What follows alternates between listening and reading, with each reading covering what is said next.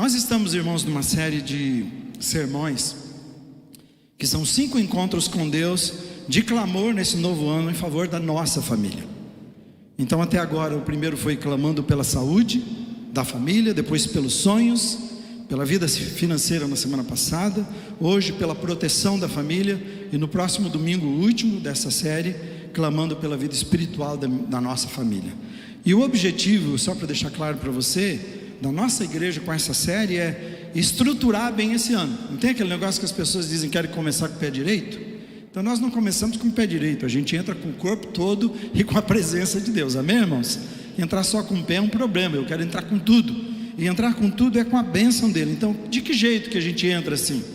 Adotando os princípios de Deus e orando pela bênção dele, clamando pela bênção dele. Então por isso esses 5 encontros nossos aos domingos, pedindo a bênção dele sobre a nossa vida. E pensando nesse sermão de hoje, eu quero introduzir pensando com vocês, que você pare um pouquinho e avalie isso. Qual você entende ser a melhor forma de garantir uma vida segura para a sua família? Mesmo que você não tenha escrito isto, e mesmo que você até possa não conversar com as pessoas, eu imagino que você segue um plano, que seja informal, você está seguindo um plano e um modelo de eu quero oferecer uma vida equilibrada, estruturada para a minha família. Então qual é? Para um pouquinho para pensar. Você tem? Como é que você está fazendo com ele? Próximo, e quanto esforço? E aqui nem é para perguntar se você tem se esforçado, que eu imagino que sim, mas é para você avaliar, parar um pouquinho para pensar, nossa, quanto esforço eu tenho feito para oferecer essa vida segura para a minha família em todo esse meu tempo que eu tenho de vida, e vivemos em família. Terceiro, à luz dos acontecimentos do Covid, como é que você se sente em relação a esse plano e esses esforços seus? Qual é a sua expectativa e também qual é a sua sensação no meio de tudo isso, quando você olha para essa época que nós estamos vivendo de Covid, que até as vacinas, quando chegam, já demorou tanto por problemas políticos, e aí parece que a gente continua enfrentando, Há um comentário falando sobre Amazonas, dizendo assim, Manaus, não são as pessoas de risco, são os ricos. Uma pequena mudança, que estão recebendo as vacinas. Então a gente vê gente burlando tudo, Os profissionais já morreram, eles são os primeiros, muitos deles, dando a vida. Então a gente enfrenta todo tipo de coisa. Que mundo doido é esse? Que vida é essa? Como é que você consegue se estruturar? Como é que você consegue ter segurança? Que realmente você pode fazer para dizer, não, isso é garantido, eu tenho certeza que vai dar certo se eu fizer assim. O texto bíblico de hoje é de Salmos 33, 16 a 22. Eu quero que você me acompanhe. Diz assim: nenhum rei se salva pelo tamanho do seu exército, nenhum guerreiro escapa por sua grande força. O cavalo é vã esperança de vitória. Apesar da sua grande força, ele é incapaz de salvar. Mas o Senhor protege aqueles que o temem e os que firmam a esperança no seu amor, para livrá-los da morte e garantir-lhes vida, mesmo em tempos de fome. Nossa esperança está no Senhor. Ele é o nosso auxílio e a nossa proteção. Nele se alegra o nosso coração, pois confiamos no seu santo nome. Esteja sobre nós o teu amor, Senhor, como está em ti a nossa esperança. Amém? Então o assunto de hoje é clamando pela proteção da nossa família. E para mim esse texto retrata os nossos planos mais inteligentes e os nossos esforços, os maiores esforços, na tentativa da gente vencer na vida. Contudo, também esse texto está alertando para o fato de que, apesar de planos bem elaborados, eles não são eficientes quando comparados. Os nossos planos, apesar de inteligentes, bem elaborados, eles não são eficientes quando comparados com aquilo que Deus tem para mim e para você. Mas aí você fala, não, mas que negócio é esse do que Deus tem? Tá, vamos pensar que você tem um problema com Deus.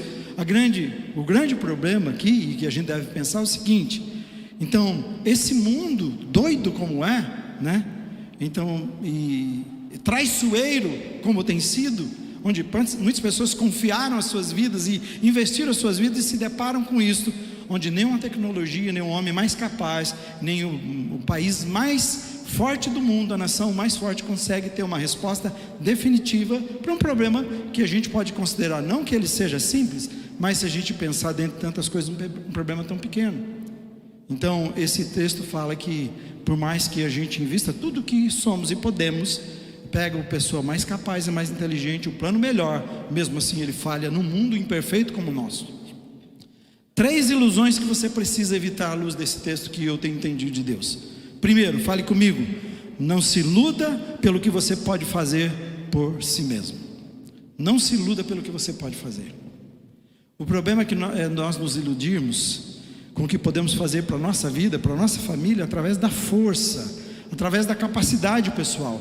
O salmista usa um exemplo de um rei inteligente, de um rei estrategista, e o que ele faria para preparar, e ele fez para preparar para a guerra.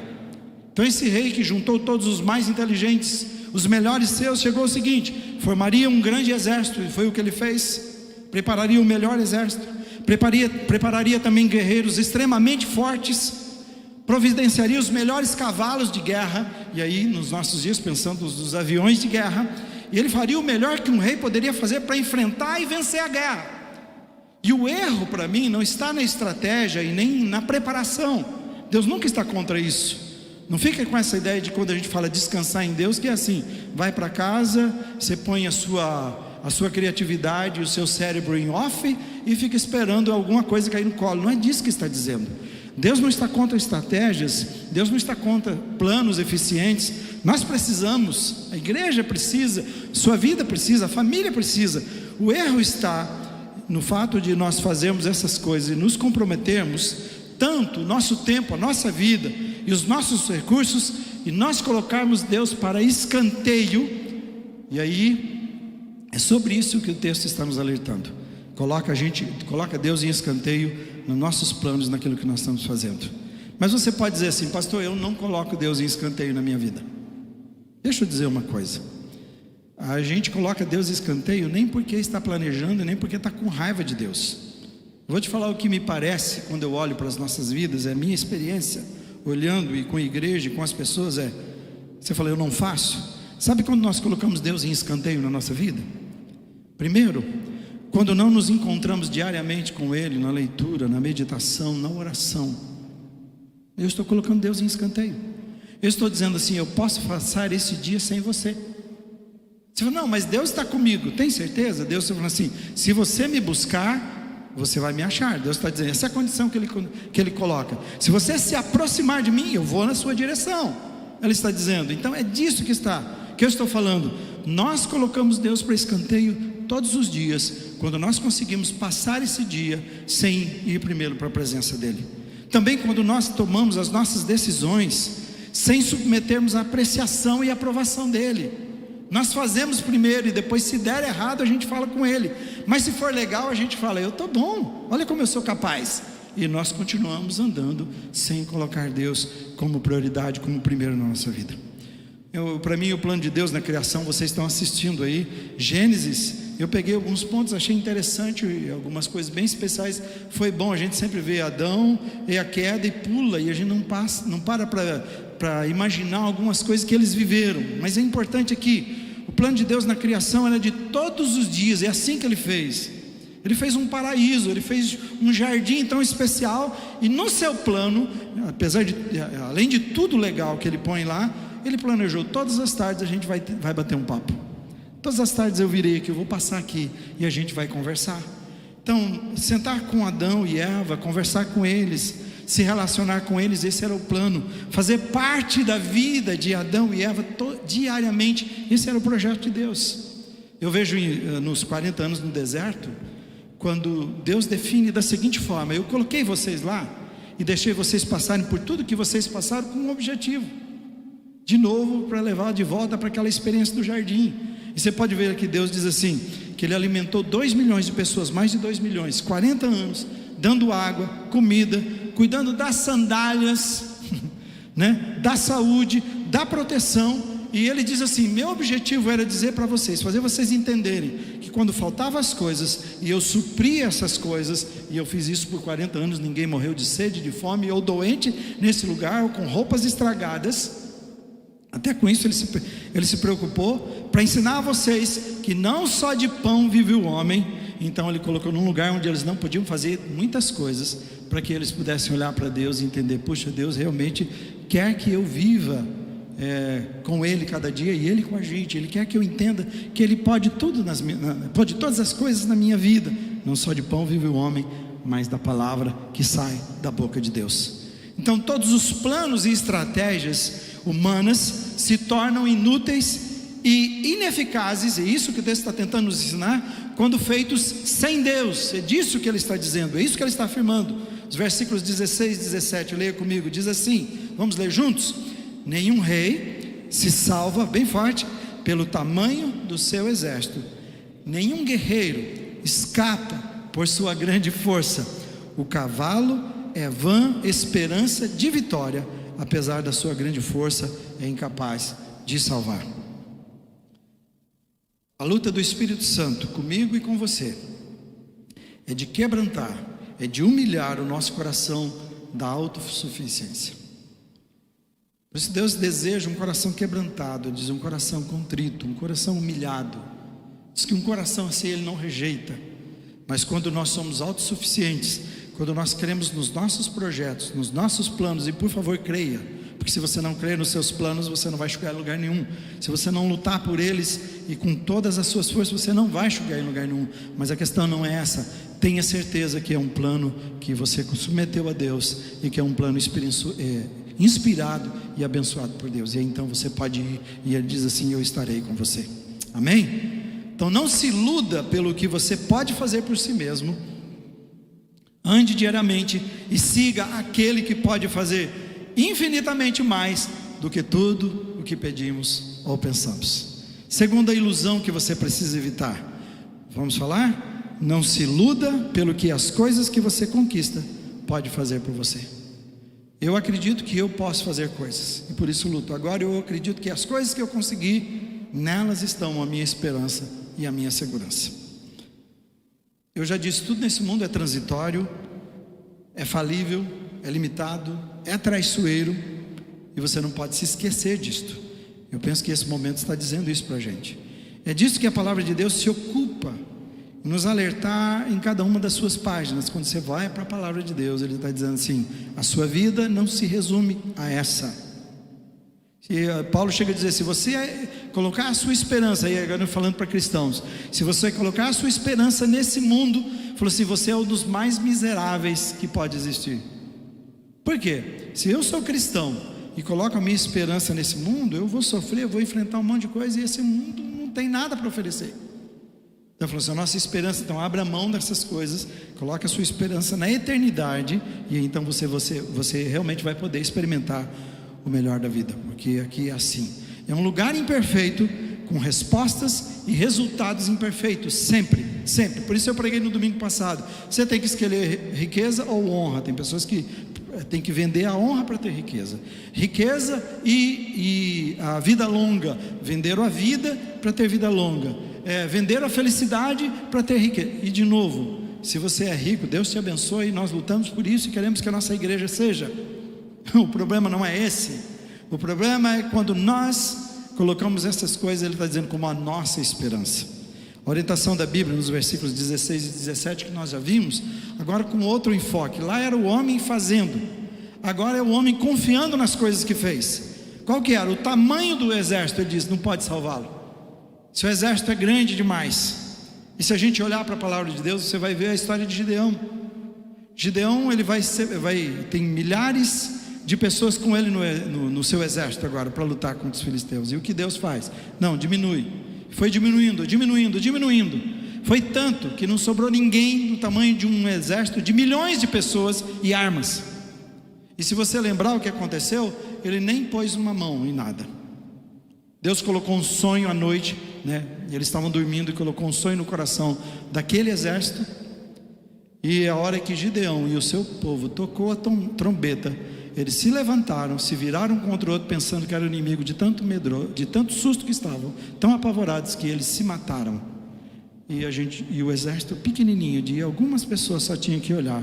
Gideão e 300, né? 300 homens olhando o que aconteceu, o estrago que aconteceu. É isso que Deus está dizendo. Então, quando a gente pensa que no tamanho do nosso exército, das coisas que nós temos, e diz a grande força do seu guerreiro não vai poder livrar, não importa. E a gente trabalha a nossa vida, a grande força e velocidade dos seus cavalos, ele diz, não vão salvar aquilo que você conseguiu. A pergunta que eu faço: quanto dinheiro você precisa, ou de coisas você precisa para garantir a segurança da sua família? Quanto você acha?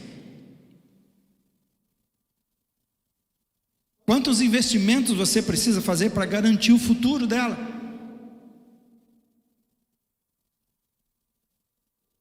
Qual é o ponto que você precisa chegar para dizer assim, minha família agora realmente está segura?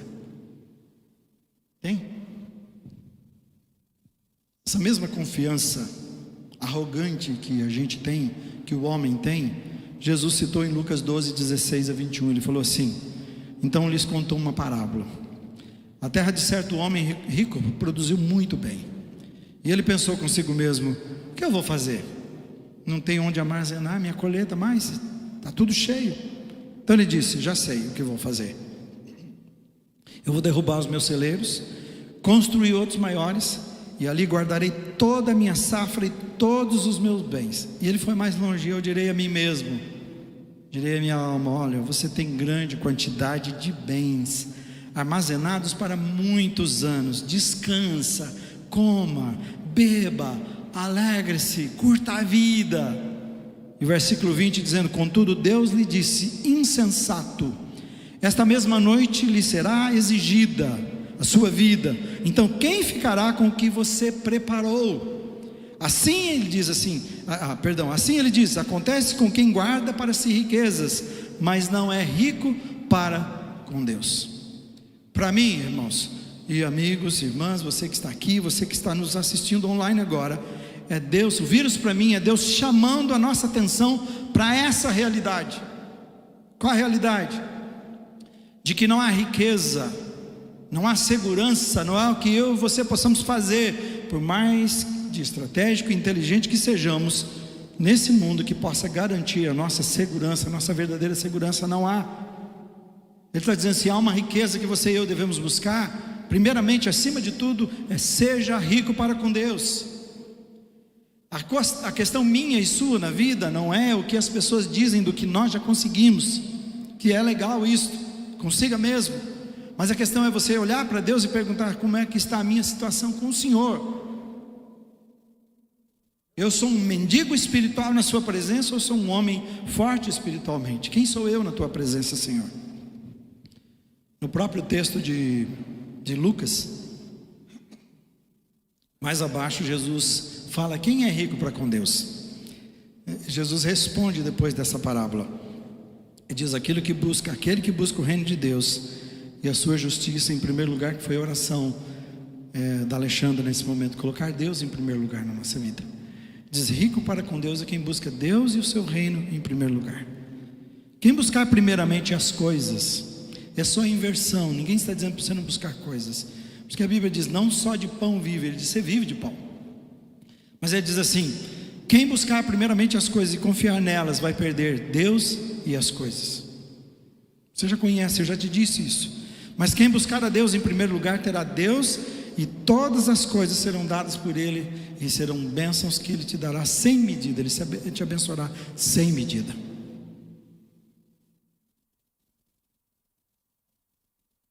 Eu concluo dizendo essa parte para você, não se iluda pelo que as coisas que você conquista podem fazer por você. Busque a Deus em primeiro lugar, e Ele garantirá a segurança e a bênção que você precisa. Terceira e última, terceira ilusão para evitar não se iluda. Vamos falar juntos? Somente Deus pode dar a verdadeira segurança. Somente Deus. Os versículos 17 a 22, você pode lê-los depois, mas eu vou citar. Eles afirmam o seguinte, que Deus nos protege completamente. Você quer segurança para a sua família? Ele diz, eu te protejo completamente. Ele diz assim: eu livro da morte e garanto a vida. Amém? Eu creio que você está livre da morte. Deus tem cercado as nossas vidas. Eu louvo por isto, porque a gente ouve de gente de 20, 30 anos em Londrina. As últimas 5 mortes que eu tinha visto foi nessa idade.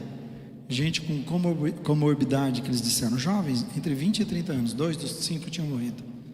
Aí você ouve de pessoas que estavam, não tinham espaço mais no seu organismo para colocar um tipo de problema, de doença, e ele vai lá e passa como se fosse uma simples gripe. Então, para mim, não é que o vírus foi fraco nele. Para mim, o vírus só fez o que Deus disse: vai até certo ponto, dali diante você não passa. Eu creio nisso. Agora não vai sair daí por aí brincando, falar assim: Deus me guarda, e você vai fazer loucuras, porque Deus não é Deus dos loucos, Ele é Deus dos sábios, tá bem? Mas eu acredito que você pode cuidar, fazer a sua parte e esperar sempre essa proteção de Deus. Então Ele livra da morte. E é interessante, Ele está dizendo assim: eu não livro você nos dias bons só, eu te ajudo nos momentos mais difíceis, no tempo de fome, no tempo de necessidade, no tempo de pandemia. Pode contar com isto. Ele dá auxílio e proteção. E ele diz assim: veja como é simples o que você e eu precisamos fazer para ter acesso a essa vida segura e protegida por Deus. A Bíblia diz, versículo 18, pode ler comigo? Vamos lá, versículo 18, vamos juntos? Mas o Senhor protege aqueles que o temem e os que firmam a esperança no seu amor. Esse é o resumo. A gente termina aqui. Ele está dizendo: olha, você não confia em você mesmo, também não confie nas coisas que você acha que podem te dar segurança, mas faça os seus planos, vá atrás das coisas, mas lembre o seguinte: eu sou quem protege você. E eu não protejo quem vai para mim: ah, Deus, eu queria a sua bênção. Não, ele diz: eu protejo aquele que me teme, aqueles que reverenciam a Deus, aqueles que amam a Deus, aqueles que elegem a Deus como o Senhor da sua vida. Essa é a grande diferença. Não é: ah, Deus é pai. Não, Deus é pai de quem é filho. Então, senão nós só somos criação de Deus. Filho só é aquele que recebe Jesus na sua vida. Quando eu recebo Jesus, então Ele me dá o direito de tornar um filho de Deus como Ele é. E a partir desse momento, Deus passa a cuidar da nossa vida, a cercar as nossas vidas, nos encher de bênção. E a nossa esperança está confiante num Deus que nos ama e que tem o melhor para a nossa vida. Então a resposta é temer a Deus e firmar a esperança no seu amor, ao invés de confiarmos em nós mesmos e nas nossas estratégias, né? Nossa esperança precisa estar firmada em Deus e no seu amor, não em nós. Precisamos desejá-lo e buscá-lo ardentemente e continuamente. Ele precisa se tornar alegria no nosso coração. Pensa na coisa mais especial na sua vida que você quer encontrar, e o coração palpita a mil. O que é que faz isso com você? E Ele está dizendo assim: quando você chegar na minha presença, seu coração devia ser assim. Nossa, gente, eu vou ter que levantar hoje para ir na igreja. Ah, meu Deus do céu. Mas tá bom, a gente tem que ir, né? A gente é crente. É assim? E o pastor está dizendo que a gente, para andar com Deus, tem que ler a Bíblia todo dia. Será que não tem um jeito, um botãozinho que a gente aperta aí? Estava conversando com a minha mulher ontem. Eu sei de muita gente que quando chega na sua velhice, ou melhor, quando vai para se aposentar, também o casamento termina, porque enquanto os filhos estiveram ali com eles, até antes de aposentar, os filhos estiveram juntos, os filhos saem e acabou o casamento, porque o casamento estava em torno dos filhos, eles não se amavam. Eu estou dizendo assim: olha, é tão bom saber que Deus faz isso com a gente. É um projeto maravilhoso que Ele tem. A gente não tem que terminar a nossa vida desse jeito. A gente não tem que ser assim. Nós temos que nos preparar para esse momento, para curtir, para ser o momento mais gostoso da nossa vida. Então, quando falar quando eu for parar, e agora eu vou dar menos tempo, mas vou dar mais tempo para mim, por estar aposentado, às vezes assim, vai ser a coisa mais gostosa. Eu estava dizendo, não vai ser um porre ficar mais aqui em casa, passar mais tempo junto, não vai ser ruim. Eu penso com isso, mais aquilo, sabe? É assim, mas depende da gente. Depende da gente ver com os olhos de Deus, entender a vida do jeito de Deus. Então Ele está dizendo para você assim: eu tenho planos tão maravilhosos para você, eu quero que você enxergue do jeito certo, né? E Ele vai fazer isso com você. Eu quero encerrar aqui dizendo assim: não se iluda Somente Deus pode dar a verdadeira segurança. Tudo nesse mundo é falível, é traiçoeiro, porém Deus jamais irá falhar e decepcionar você. Que é elegido de você ter uma visão correta da vida, tá bem? Não é o que você pode, vamos ficar em pé? Não é o que você pode, não é as coisas, não é o que você pode, não é o que as coisas podem por você, que você conquista, mas sim o que Deus pode por você. Você ouviu isto? Não é o que você pode fazer, não é o que as coisas podem fazer por você, é o que Deus planejou e deseja fazer por você. Ele pode, Ele diz assim: eu posso fazer infinitamente mais do que você está pedindo, você pode me pedir ou pensar. Sabe, que tal você parar de ficar correndo atrás da vida como você corre todos os dias, e ignorando Deus e deixando Deus de lado na sua vida? Até para vir para a igreja é difícil para você. Ler a Bíblia, então, um problema sério. Falar com Deus, não tem outro jeito. Que tal você eleger Deus como primeiro lugar, e você vai ver que as bênçãos vão parar de escapar pelas suas mãos. Você vai ver que vai parar de perder tempo, de parar de fazer coisas erradas e curtir aquilo que realmente Deus planejou para você. Ele tem vida maravilhosa. Ele falou assim: eu penso, eu vou além do seu pensamento, eu vou além da sua criatividade, eu vou além da sua capacidade. Porque você não me elege, como eu falei a semana passada, o consultor de negócio da sua vida? Porque você não me elege consultor da sua família? E você vai experimentar uma coisa que você jamais imaginou para a sua vida. Amém? Coloque a mão sobre o seu coração. Quando eu falo de pedir bênção para a sua família, nós vamos orar. Eu estou pensando que não importa se você é o pai de família, mãe ou filho, você está na família. Pedir pela sua família. Você é um membro integrante dessa família. Você pode fazer diferença se seu pai não consegue ou sua mãe não consegue. Você pode fazer diferença. Então esse compromisso aqui não é só para coisas da família. Esses princípios aqui é para a sua vida como um todo. Então creia nisto e busque assim. Ore comigo. Senhor, nós confiamos muito em nós mesmos, Pai. Na maioria nós deixamos o Senhor de fora das nossas decisões, mas tudo que a gente vê ao nosso redor mostra que a vida é frágil, que os nossos planos, que os nossos esforços são inúteis, e que a verdadeira segurança está em Ti. O Senhor, Tua palavra diz que o Senhor é o nosso refúgio e fortaleza, e o nosso socorro bem presente na angústia. Mas o mais especial do refúgio, esse lugar que a gente corre para Ele no tempo difícil, e lá é um lugar protegido, que estamos livrados das feras, dos ataques, dos perigos, das tempestades, porque o Senhor está lá conosco. Isso é maravilhoso demais. Eu quero pedir, Senhor Jesus, que o Senhor ensine o nosso coração a confiar em Ti. Nosso coração tem medo de se entregar ao Senhor, porque significa se entregar ao Senhor, significa abrir mão do controle que nós temos da nossa vida, e deixar que o Senhor controle. Como é difícil deixar que outro controle a nossa vida. Nós somos inseguros, nós somos medrosos, e eu quero pedir ao Senhor: tira o medo do meu coração, tira o medo do coração de qualquer pessoa, se houver, para que cada um possa se lançar, cada um de nós possamos nos lançar completamente nos seus braços, humilhados e quebrantados, crendo que o Senhor é aquele que pode fazer todas as coisas para a nossa vida. Eu quero Te agradecer por ter cuidado das nossas famílias até aqui. Nós estamos no ano de 2021, e o Senhor esteve cada dia conosco até esse dia. Por isso nós estamos aqui nesse culto dizendo muito obrigado, porque o Senhor é um Deus fiel, um Deus presente, um Deus que jamais nos decepciona, um Deus que jamais nos abandona. Eu Te louvo, mesmo quando falhamos, o Senhor não falha conosco. Eu Te louvo por isso.